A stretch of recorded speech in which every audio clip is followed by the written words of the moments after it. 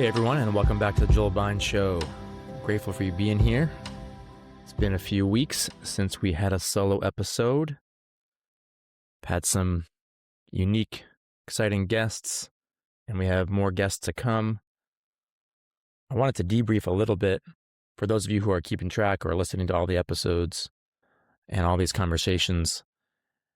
I wanted to debrief a little bit and then get into today's topic in a few minutes. You may or may not be noticing in these conversations with guests certain points where, if you know me well, you know my radical worldview of coherent, stateless society, no government, radical decentralization, radical free markets, and so forth. I'd be curious in certain moments and with certain guests, well, why not sort of assert some ideas along those lines in some of those conversations? And I've been contemplating that and my different philosophies around these conversations in terms of connecting to people when almost nobody in the world has actually grokked or contemplated the nature of government and its very existence. And so in some conversations, there's a lot of common ground in different areas. And then this particular area of looking at the root of the root, or looking at the root of the institution of government and questioning its very existence and so forth, and then presenting different paradigms, it's an opportunity for sure. I think in these recent conversations, my philosophy has been, let me, especially with people that I'm just meeting and building relationships with, let me connect and play a yes and game and find the areas to spotlight in which we are in. We share values, we share perspectives. And in terms of the overall arc of this podcast and all the episodes, I'm providing trust to you to consider and consume all the various perspectives and to cultivate your own coherent worldview and perhaps ask questions in your own mind, even if I'm not particularly asking them in a specific moment with somebody else. So for example, the episode with Shannon and Kevin, there was a moment where she said, we were talking about these different cultural approaches to one's relationship with productivity and the different emphases in the United States versus France. And in France, there's much more of a relaxed culture around just productivity and so forth. And there's a lot to draw from that in terms of one's experience and one's day-to-day life and the need for rest and so forth, right? So it's genuinely a paradigm in terms of the theme of this podcast, which I realize is just new paradigms. Like, that's something I wanted to spotlight. Like, hey, what is a paradigm around our relationship to creating versus resting and so forth? And let's draw from these different examples, like French culture, generally speaking, and see how can we integrate that? Now, that's a cultural perspective. That's from a cultural standpoint versus the political standpoint, right? And so she brought up the point where she said, in France, if you're on unemployment and you're seeking to get a job, you're still required to take 5 weeks vacation or whatever it is. And so it's interesting, right?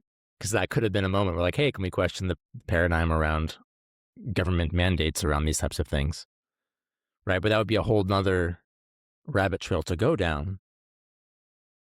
And part of me wants to go down that trail in all those conversations to bring truth in every single moment. And maybe I'll be doing that more in the future, to be continually presenting the coherent worldview and letting people react as they react, and then connecting potentially with giraffe consciousness and feelings and needs, bridge building through any emotions that come up when these precious paradigms that go back to the roots of our childhood, basically this relationship to authority, going back to our relationship to our parents at a young age, right? And so questioning government can often stimulate these unhealed parts of ourselves. So it's an interesting experience to potentially have more and more of.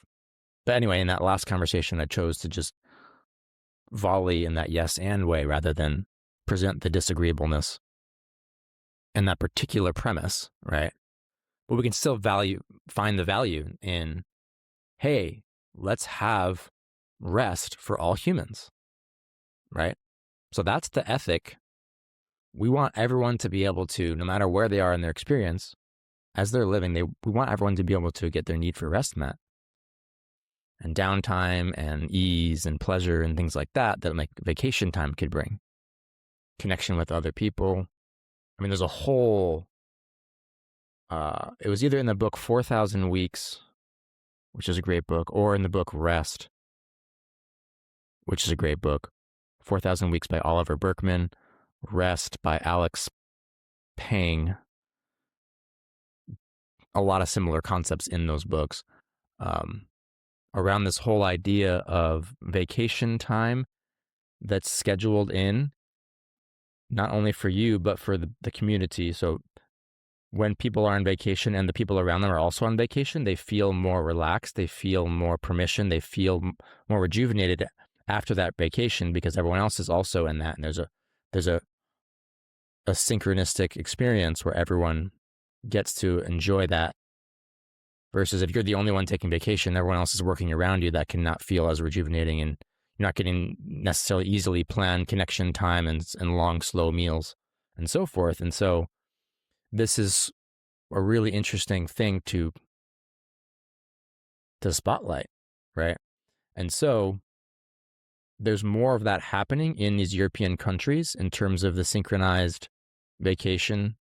It's more of a cultural ethic. And of course, it is backed in the political layer through certain policies, I believe. So there's more likely to have the community need and the synchronized rest experience, which is very valuable, potentially. It is very valuable. I believe, at least. And I think it's universal. I think everyone has that need for like shared community rest and downtime and relaxation. And anyway, but the question, of course, is it worth it to have governmental law mandating that? And of course, when we look at things holistically, then we're sacrificing other needs for autonomy, choice, and freedom and consent when we have laws backed by coercion and threats of violence. And of course, some people might, if they're looking for a job, they might not want to take 5 weeks vacation, but let them have that trust and freedom to choose what they actually desire. And so it's very interesting to me because I believe that there's these different pockets of culture that are spotlighting different human needs. And so what I'm interested in is the integration of all of that to create a paradigm in which we can have our cake and eat it too. And we have all the needs for autonomy, trust, freedom, choice, respect, and needs for community, connection, belonging, security, rest. All these different needs can be all met. And so that's the vision for a voluntary world, is there's so much abundance that we actually can breathe. There's no inflation, for one. That's a big part of this. There's no taxation, for two. That's a big part of this. Right? Why? So in the United States, why there's a little bit more, there's more individualism, but then there's like less rest, you could say. But the reason there's less rest, perhaps, is the conditioning from the school system, is the inflation and people trying to spin their wheels, is the taxation. If there's way more abundance, when we stop having all these government top-down paradigms, now we can still have the creative, entrepreneurial, freedom-based excitement, individuality, originality that's more spotlighted currently in this United States landmass, as it were. But if you actually dissolve the entire apparatus of federal government and all the governments, and you create decentralized, bottom-up, spontaneous systems, you could have all of your cake and eat it too. You could still have all of those beautiful individualistic needs, but then because we've stripped away all of these costly things, inflation and taxation and schools and all the things that are conditioning us and all the things, then there's all sorts of room for creativity and imagination, for ways for organizations to nurture the need for rest, to nurture the need for pleasure and downtime and ease and connection, organizations, individuals, families, communities, and so forth, right? Because the more we get in touch with our own needs, the more we take actions to meet our own needs, right? So much right now, we have disassociation happening in the culture, and so people don't even realize they have their needs. So all this is to say on this one point, I know this is maybe a tangent longer than expected, but it's interesting to me. This idea of the French government having a law, I could have pushed back in that conversation on that, or just express disagreement or question the premise and so forth, because that really is not meeting needs for respect of individual humans, right? To have a mandatory law. Because if you don't obey the law, then X, Y, and Z. There's just punishments and reward paradigms. And it's not trusting. So that's one example. And then an example of Sudbury Valley School, conversation with Shauna from Sudbury Valley. So much beautiful territory of shared perspectives around intrinsic motivation for young learners to have the space, freedom, and trust to follow their curiosity. And then there's just that one piece around Sudbury that's in this democratic schooling paradigm, which is the voting and the sort of laws, regulations that are binding the community together through democratic voting systems of majority rules. And so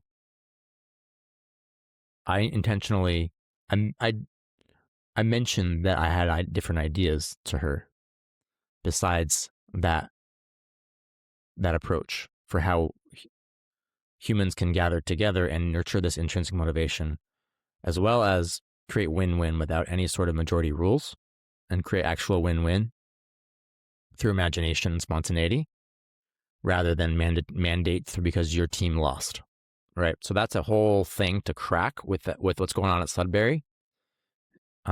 Just to be direct about that. But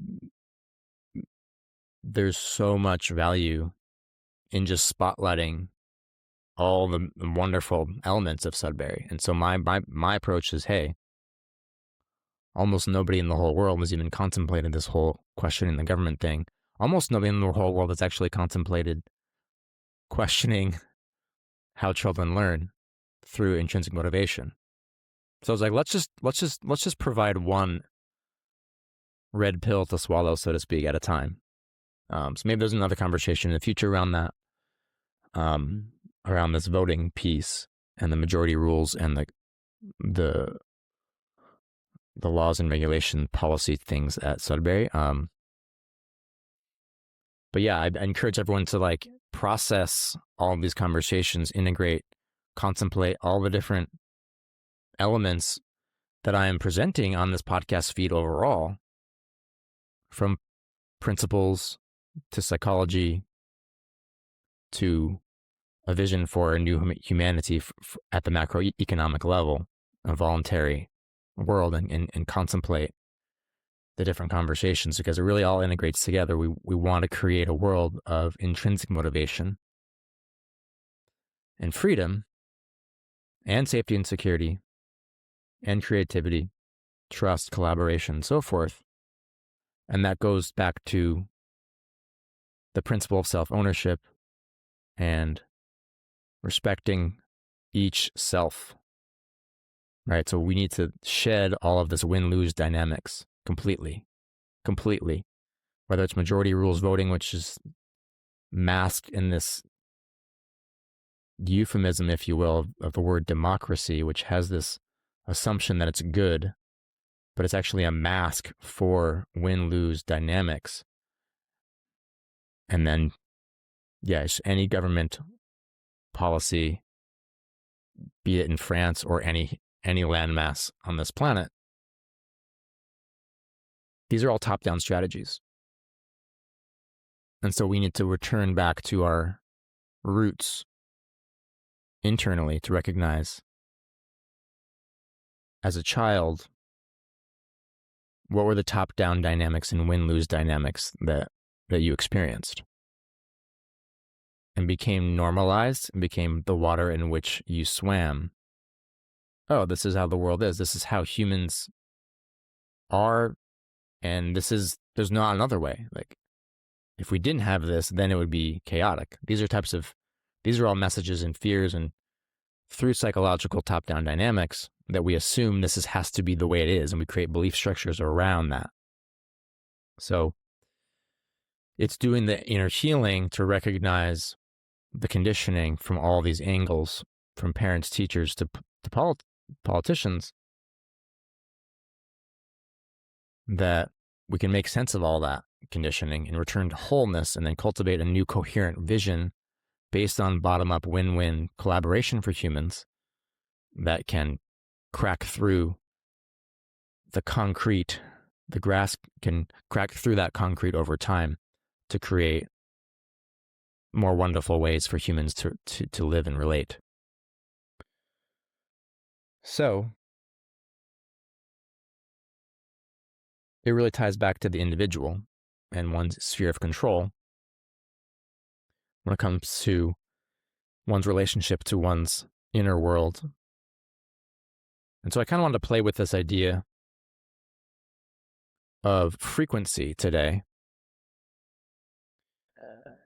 And when I say frequency, I mean the frequency in our internal state and the feelings that we experience and our ability and potential skill to intentionally create a frequency that is desirable, and how this all relates into the self-integration and self-healing process, and examining a couple of meta assumptions around emotions themselves and our ability to create a state of being that is actually calm and still and relaxed and content and secure and easeful, doing that through intentional direction of our attention, as well as doing that through letting go of the fears that are baked in from our childhood experience, essentially. And so I'm becoming more and more curious about both sides of this coin, where there seems to be a both and here, where both approaches can bring us towards that harmonized self, where we can intentionally direct our energy, our thoughts, our attention, notice the feelings we have and different sensations in our body. And if that sensation is undesirable, becoming aware of it, releasing it, transmuting it, and so forth. So there's a lot of subtleties here. I've been playing a lot with this the past few years. And just to name the elephant in the room, you might be contemplating and wondering, oh, is this sort of like all that manifestation world, that body of work? Is that what Joel's pointing to? And to answer that, I would say, I'm very interested in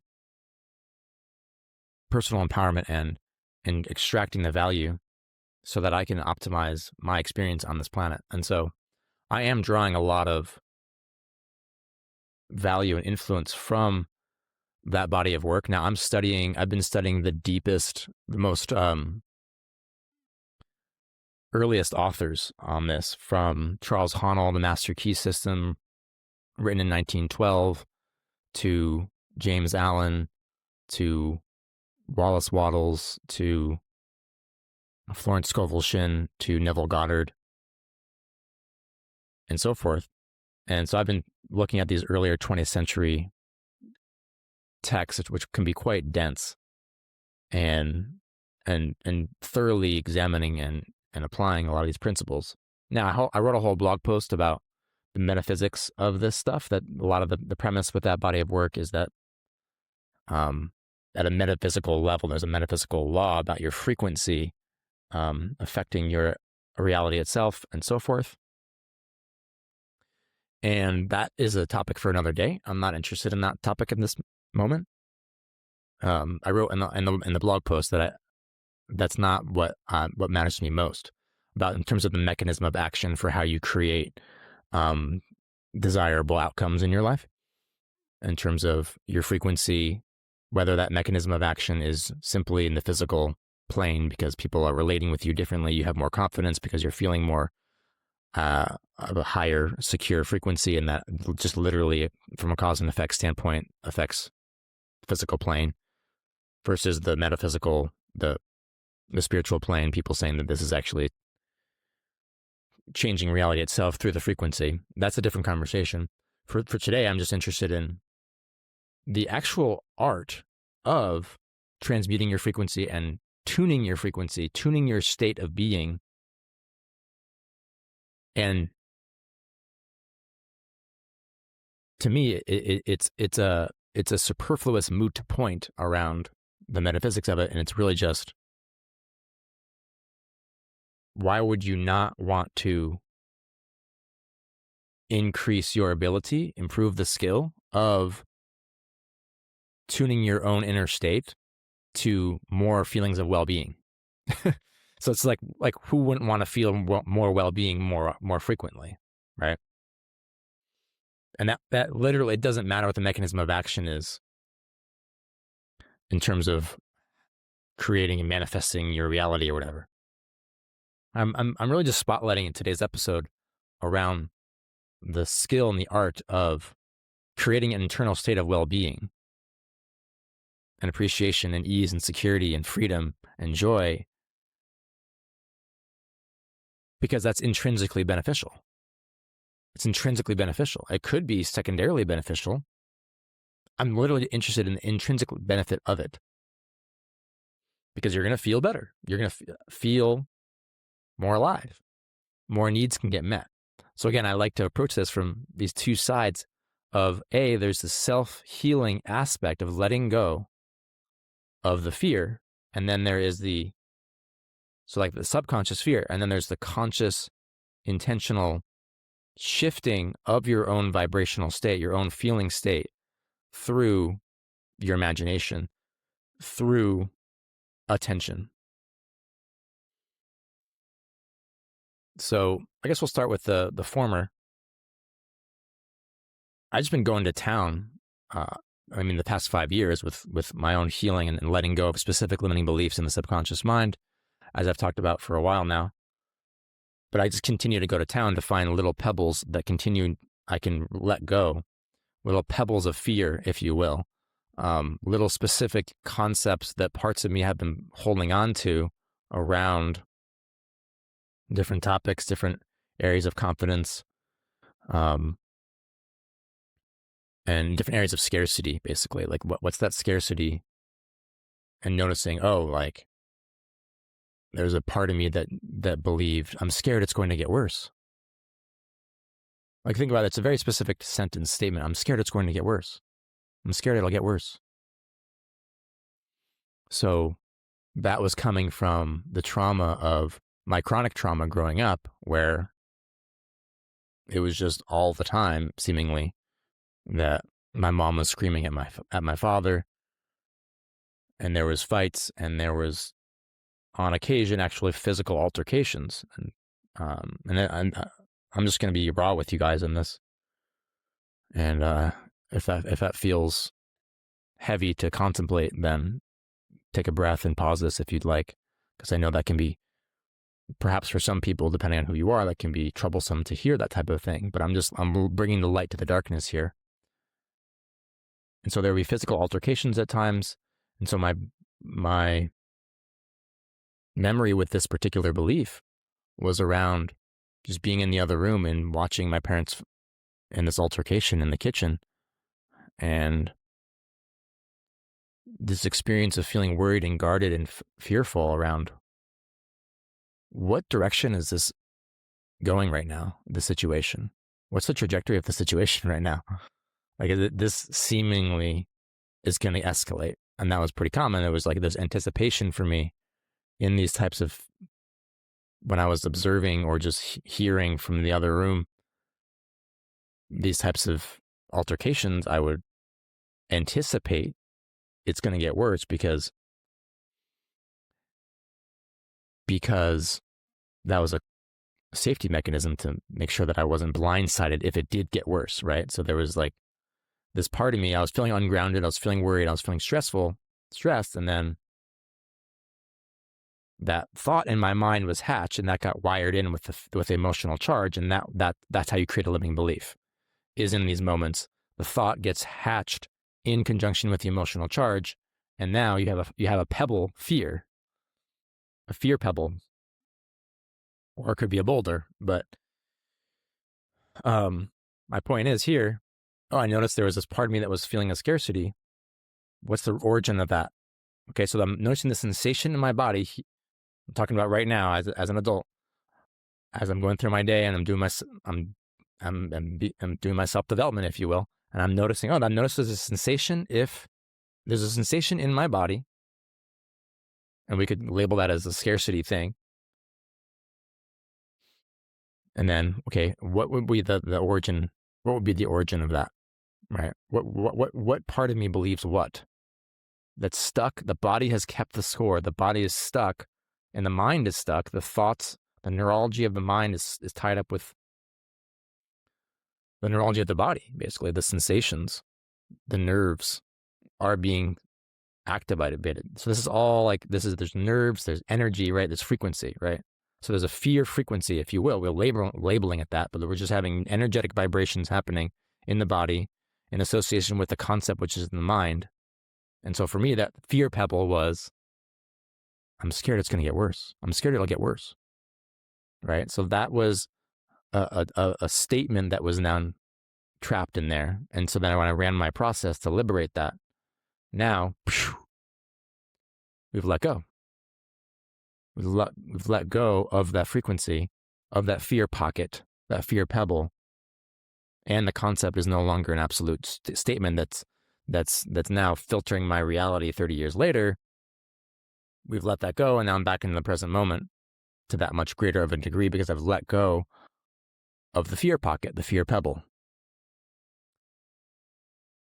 So that's an example of, hey,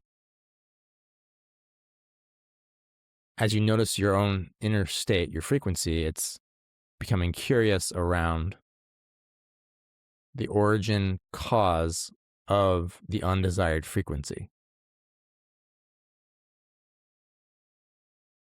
Now, it's not necessarily the truth that 100% of the time the undesired frequency is because of a past adverse experience, but I think it's worth assuming that it is, and becoming curious.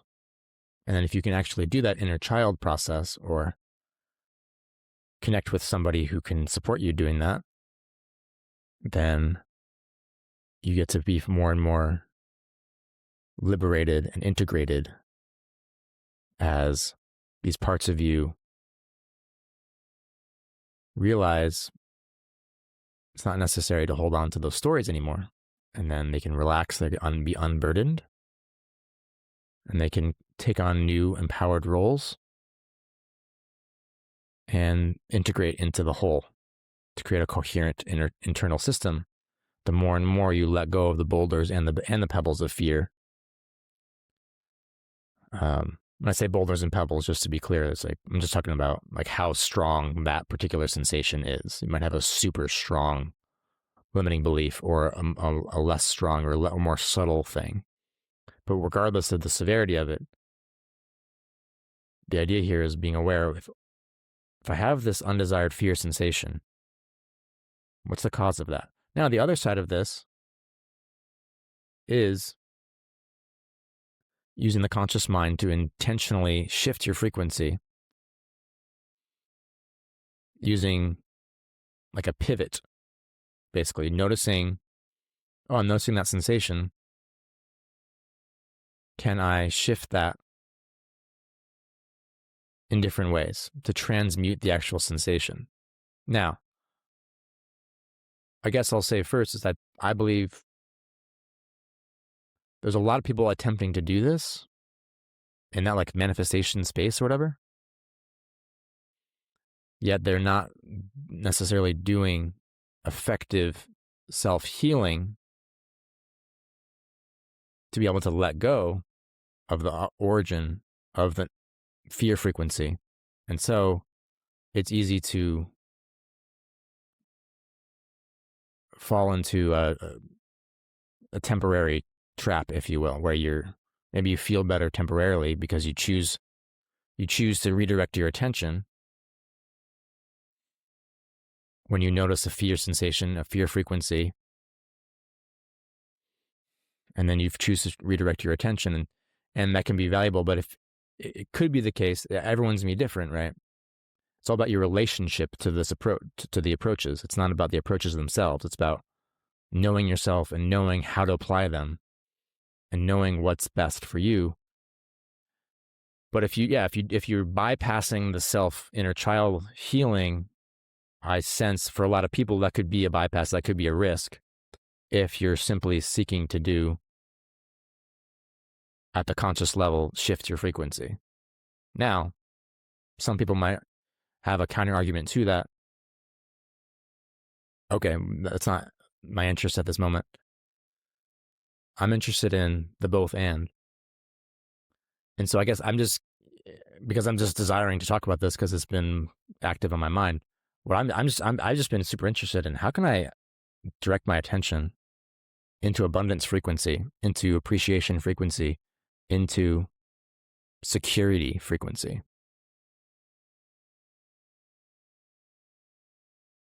And just noticing, okay, there's that little pocket I notice in my left stomach area that's a little bit feeling ungrounded.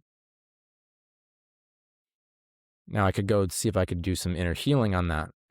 Or I might, in this moment, I'm going to see if I can just shift that subtly by choosing a thought and an image, an emotion, just choosing, I'm going to feel secure. Now you can misinterpret that and then you could do an override and deny and disown the fear, right? So that's why I guess the meta device in this whole thing is you're responsible for how you're interpreting this information right now.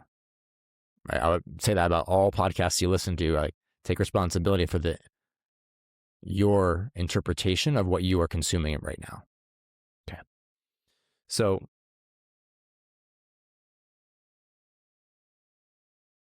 yeah, there could be a bypass, but the healthy version of it is just subtly choosing, I notice that an uneasy frequency in my left stomach area. What would it feel like for my need for security to be met right now? That's what's interesting to me. What if I could just meet my need for security without changing any circumstances? See, that's what's interesting to me. There's a lot of assumption that the circumstances are the only reason that your needs are getting met. And again, I think we want an integrative, holistic perspective, both and perspective, that there's also an opportunity to meet your need for security simply by choosing to meet your need for security. Meet your need for peace simply by choosing to meet your need for peace. Can you connect to that sensation and choose a feeling and or a thought that is peaceful or secure? And then you notice that your frequency shifted and you transmuted that feeling. So this is very subtle art.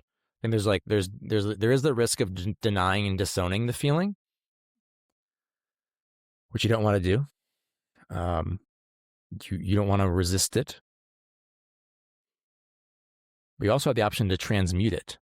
Can you take that same frequency, that same energy pocket, and redirect it and invite it, if you will, to shift frequency. I just feel peaceful and secure now. Maybe it's imagining a different moment in your life where you really had a nice, peaceful and secure feeling, and you're reminding yourself of that and coming back. Maybe it's simply imagining the desired circumstances that you are seeking to create, that you believe would meet those needs, and then just saying, actually, I already have those right now. Again, I'm not saying that this is the way to get those. Mechanism of action is that's the only way that you're going to create your reality is by experiencing it internally. I'm open to that as a possibility, but for the purposes of this podcast, what I'm interested in is, can you shift your frequency so that you can intrinsically feel more well-being? So what would it feel like if you already had all the circumstances that you want? A financial wellness and relationship thriving and all the things. What would that feel like? Now just feel that now. Can you choose to feel that now? Yeah, there's a risk of falling into wishful thinking and bypassing and so forth.